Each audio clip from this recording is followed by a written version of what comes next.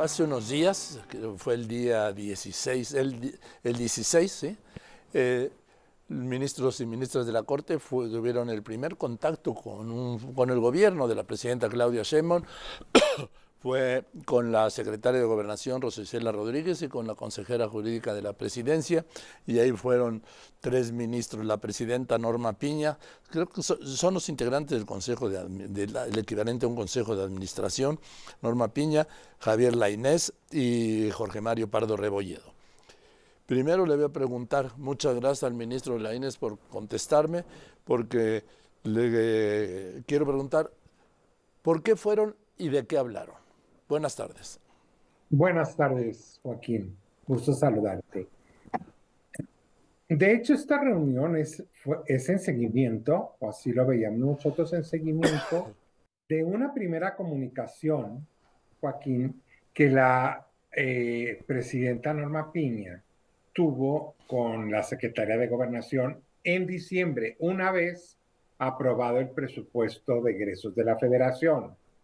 En esa comunicación se le manifestó a la secretaria de Gobernación pues una gran preocupación por el monto del recorte efectuado al Poder Judicial, bueno, no a todos, pero fundamentalmente al Consejo de la Judicatura, que es, cuando hablamos de Consejo de la Judicatura, hablamos pues, de todos los tribunales y juzgados del país, ¿sí?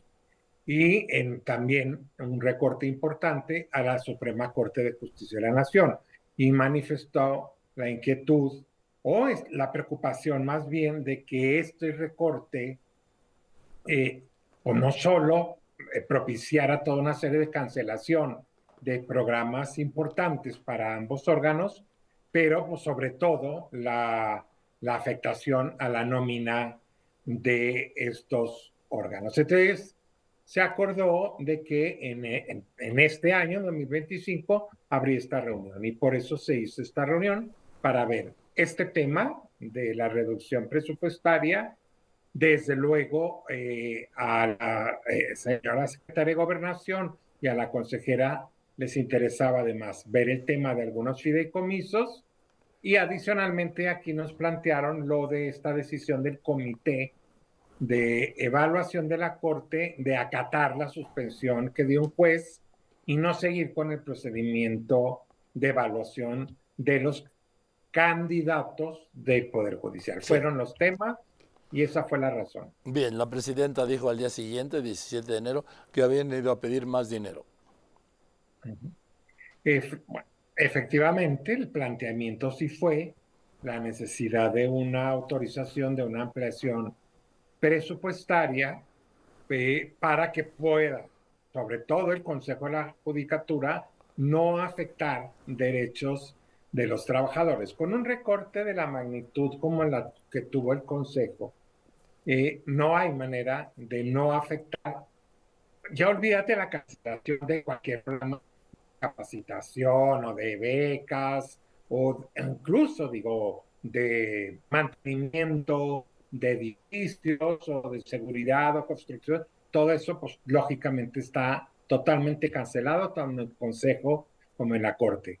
Sino que fuera de esos conceptos, pues lo que llamamos capítulo 1000, es decir, el capítulo de remuneraciones, no había manera de no afectarlo por más recortes de austeridad que establecieras. Entonces, eh, lo, eso fue lo que planteamos. O sea, sí sería necesario una adecuación, una ampliación presupuestaria a lo largo en este ejercicio para que efectivamente no se afecten los derechos de nadie.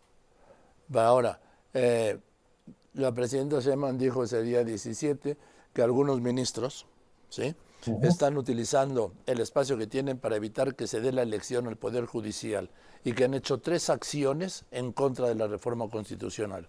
1, aceptar o interponer los amparos para que no se cobre el recurso de los fideicomisos. 2, interrumpir los trabajos de la Comisión del Poder Judicial. Y 3, la tercera forma es que al disminuir el presupuesto del Poder Judicial, ¿sí?, dice, quieren ustedes disminuir las prestaciones a los trabajadores. Y una vez más dice, la Corte o la Presidenta y algunos ministros están actuando contra la reforma al Poder Judicial. Ministro. Muy bien. La primera, aceptar amparos o interponer amparos. A ver, los amparos no los interpusimos, o sea, nosotros, los ministros o ministras. Los amparos pues, los interpusieron, sí, muchos casos jueces, juezas, secretarios de estudio y cuenta, magistrados, magistradas, que sintieron vulnerado totalmente sus derechos y que tienen el derecho de ampararse.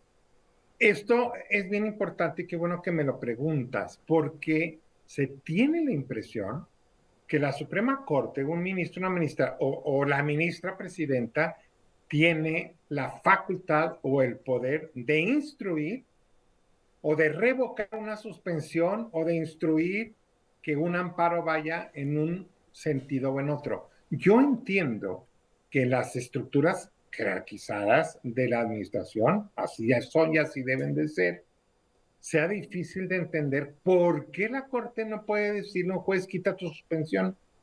Pero entenderás, Joaquín, que para nosotros, pues lógicamente, eso es el respeto a una decisión de un juez, y es cierto que puede estar mal, definitivamente, pero entonces hay que impugnarla. Se tienen que usar los mecanismos de impugnación, unos irán a colegiado, otros incluso llegarán a la corte para revocar, por ejemplo, en su caso, una suspensión o un amparo mal concebido. Eso es lo que no hemos podido transmitir. Por eso se nos achaca esta mala fe de decir los propician o los interponen o los aceptan. Dice, se acepta una demanda, ¿no? De controversia o de amparo. Bueno, es que se tienen que aceptar, ¿no? Eso en el primer punto. Entonces dijimos, hay que interponer, porque interpongan los medios de defensa y así es como funciona el Estado de Derecho. ¿Sí? Y después, digamos, lo de entorpecer el trabajo de nuestro comité de evaluación. Bueno, ahí pasó algo así similar. ¿Qué pasa? Al comité de evaluación, bueno, a los tres comités de los tres poderes, les llega una suspensión de un juez que dice detengan el procedimiento. Desde luego ya sabemos, el Poder Ejecutivo y el Legislativo dijeron no haremos caso, pero nuestro comité atendió esa suspensión y dijo, quiero decirte, Joaquín, que digo, un abogado lo sabe, el violentar, el no obedecer una suspensión puede ser incluso un delito, ¿no? Por eso pues, se consideran que deben de atenderse, insisto, pero luego pues se pueden impugnar. Entiendo que esta de nuestro comité ha sido impugnada, entonces hay que resolver rápido para ver cuál es, si se revoca o no se revoca esa suspensión. Pero otra vez, nosotros no podemos decirle al comité, no le hagas caso al juez, ¿no? O hablarle al juez y decir, o al tribunal colegiado, revócales esa suspensión. Eso es lo que parece difícil de entender. Entendemos perfectamente que se nos diga que estamos, o sea, que se obstaculiza por esta suspensión los trabajos de nuestro comité, afectando a los candidatos que se inscribieron acá. Es cierto, eso pues no puedo negarlo, ¿sí? Bien. Pero eso es esa es la situación y en ese punto estamos.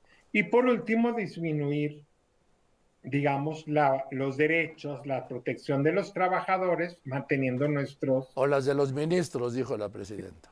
Exactamente, los privilegios de los ministros. Joaquín, nosotros ya nos acatamos totalmente, desde que enviamos nuestro presupuesto, viene una disminución de más de 46 o 48% para ministras o ministros, salario y prestaciones. Y además, 13 categorías en la Suprema Corte, pues también han sido afectadas y todos esos que son el equivalente a más o menos a 310, 320 trabajadores, que son nuestros secretarios de estudio y cuenta, los que proyectan, los que hacen nuestro trabajo en la ponencia, todos han tenido una disminución salarial y en prestaciones. Entonces, no es que mantengamos, no, es que la lectura fue, porque lo mismo en un Twitter nos puso la ministra Lenia Batres, es que mantienen sus privilegios y entonces hay que afectar abajo, ¿no? De verdad es totalmente inexacto. Creo que ahí hay, ojalá que los asesores de la señora presidenta, o sea, le expliquen con la verdad y decir, esto es lo que ya hizo la Suprema Corte de Justicia de la Nación. Entonces, no estamos conservando ningún privilegio y sí afectando hacia abajo. Es que simplemente la disminución de los tabuladores, pues es una cascada, ¿sí? Pues se entiende que vaya la disminución y que impacte no solamente a ministros o ministros o consejeros y consejeras, en fin. Bien.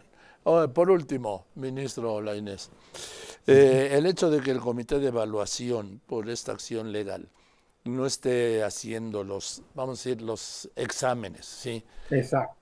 No impide que personal del Poder Judicial acceda a los nuevos cargos con base en esta reforma y existe la posibilidad de que los, bueno, ya no porque ya están los plazos, pero luego ya hacen lo que quieren, que puedan ingresar por el Poder Legislativo o por el Judicial. Mira, Joaquín, ahí lo que tenemos conocimiento es que muchos de los miembros del Poder Judicial que sí se fueron por, digamos, optaron, ¿no? Por sí participar, lógicamente no solo se inscribieron, bueno, perdón, los que ya son jueces y magistrados van en automático a la boleta. Sí. Tienen el denominado paso automático, para ellos no hay ninguna afectación porque estarán en las boletas, ¿sí? En su caso, serían aquellos que son externos, que no son jueces, que Bien. no son magistrados y que se hubieran inscrito con nosotros. En general, lo que hizo la gente, por lo que sabemos, yo tengo muchos conocidos que eso hicieron, me pidieron consejo y le dije, háganlo, es que se inscribieron en los tres. Ah, Sí, lo cual está permitido, ¿no? Se inscribieron no solo en nuestro comité, no. Por lo tanto, no obstante, Joaquín, no puedo tampoco señalar que no pasa nada. Pues sí habría afectación para, de no reanudarse estos trabajos, para quienes no, digamos, no son jueces, no son magistrados y que solo se inscribieron bien, en nuestro comité. bien, Javier. Eh, Gracias, ministro Javier Lainez, por esta Al explicación. contrario, Joaquín, muchas gracias por Es, la oportunidad y poder explicar estas cuestiones un poco técnicas a veces. sí, muy. Gracias, ministro Javier Lainez, ministro de la Suprema Corte de Justicia de la Nación.